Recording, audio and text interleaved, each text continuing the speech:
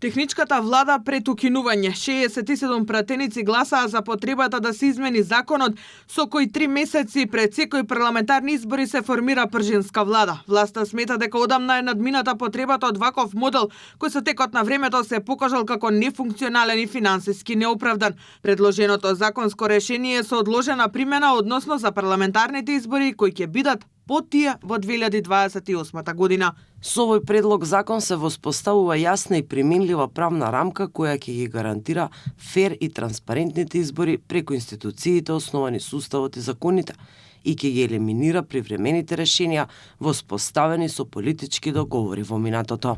Опозицијската СДСМ најде нова причина за да не ги поддржа измените. Според Оливер Спасовски, власта брзала да се донесе законот и бара да се врати постапката од почеток. Со тоа што денеска на брзина, по скратена постапка, наместо во редовна постапка, сака да донесете закон за влада, нема да можеме да ги исполниме тие критериуми за реформската агенда. Бидејќи реформската агенда предвидува, како и за другите законски решенија, изборниот законник, нов закон за нов кривичен законник, и исто така и за нов закон за владата. Од ВМРО ДПМН возвратија дека ваквите тврдења се неточни. За ова прашање велат се разговарало подолго време, а го предлагале уште кога биле во опозиција. Се работи за законско решение кое што ќе важи не од следните избори, него и од изборите после тоа, со што ви се дава сигурност, еве, доколку мислите дека нешто не е заштитено по однос на изборниот процес, вие не дозволувате да почнеме со целата таа постапка.